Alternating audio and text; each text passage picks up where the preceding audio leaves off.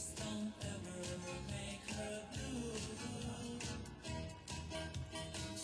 Just tell her that you love her. Make sure you're thinking of her in everything you say and do. The deepest part of me, there came a melody, complete with harmony, as my heart played for me, the symphony. It's too late for me, but not enough for you. For today's AGM, and first item is call to order.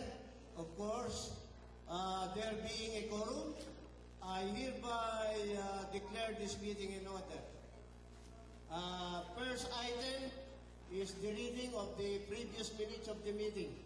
Angie, palakpakan po natin si Angie Jimenez, ang secretary ng Forever Young. Thank you po. Good morning po afternoon po sa inyong lahat. The minutes of the meeting of Annual General Meeting held November 16, 2009. The Forever Young Senior Society held its annual general meeting in November 16, 2008 here at Vancouver Alpine Club that started at 11 a.m. having more than 30 members present for a quorum. The AGM was called to order and presided by our President, Romy Mercado. The reading of the consolidation report was done by our former VP, Dali Olvido. The reading of the annual financial status of FYSS from October 2007 to October 2008 was done by our Treasurer, Ruben Juquino. The financial report showed that we had an outstanding revenues of $24,456.85, an expenditure of $19,894.70, netting us an income of $4,562.15, showing a total surplus of $10,779.58. There was a comment made by one of our members, Attorney Eladio Estrada, because of the distributed financial statement has no signature of any directors. Connie Mercado suggested that it was an oversight and one of the directors, David Garcia, came to the rescue of signing each hand out together with Dali Olvido.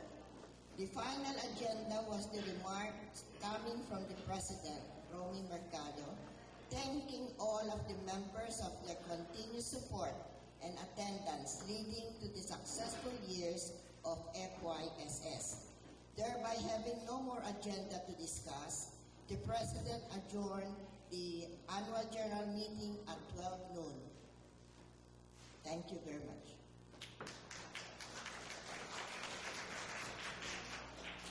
That is the previous minutes of the meeting. Will anybody move for the approval of that minutes of the meeting? Yes, Madam President.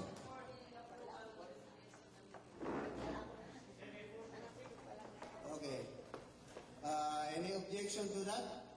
And there being no objection, that previous minutes of the meeting carried.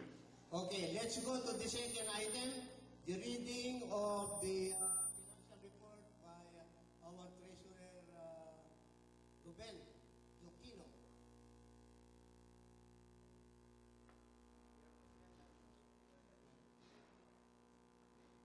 Okay. This is a financial report for the period November 2008 to September 2009. Revenues: donation, birthday, 1,128. Door entrance income, 13,975. Fundraising, 4,483 and 14 $14.44. Bank rebates is $14.85. Membership fees, $422. Total revenue is $20,023.29. Expenditure, advertising, $220. Bank charges, $123.22. Decoration expense, $59.59. Foods, $8,094.93.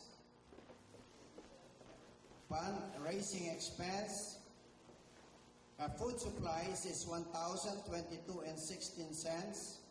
Fundraising expense is $1,103.86. Hall rental, $6,500.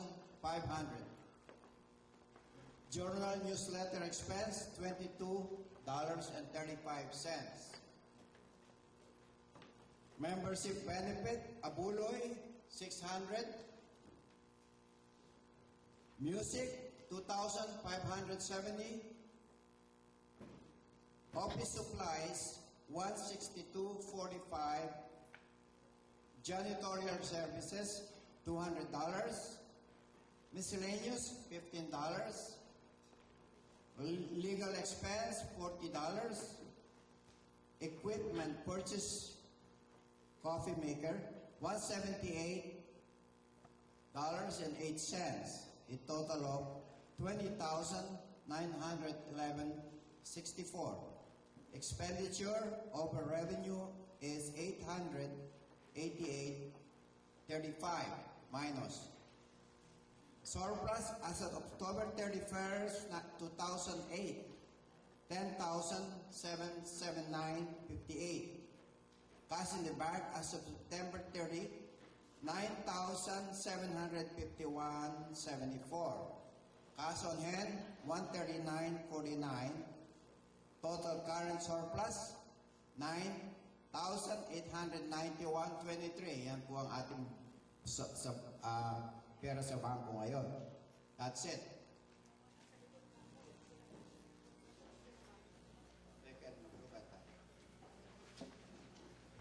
Look at the second page too when you're reading that.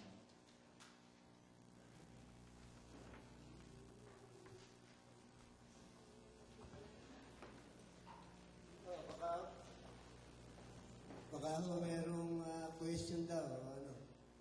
Ayan Atty. Estrada, napirmahan na yan ng dalawang direktor. Nakakalimutan lang yan. Question, wala na. Let's go to the next item, which is the reading of the consolidated report.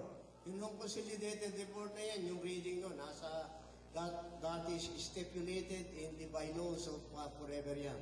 So, to do that, let us call on the new Vice President of Forever Young, Esther Yahe.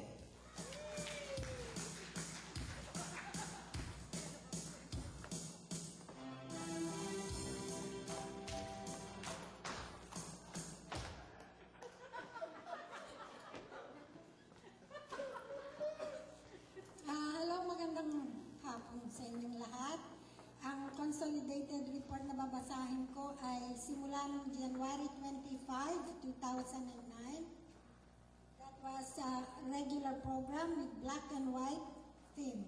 Induction of officers, birthday celebrants, presentation, and social dancing. Preparation for the crowning of Miss FYSS Valentine 2008. Conducted post-meeting and preparation for the next social function. The next one, February 8, 2009, proclamation and crowning of Miss Valentine 2009, and she's Christina Nardi. Birthday celebrants presentation and social dancing as well. Conducted post-meeting and preparation for the next social function.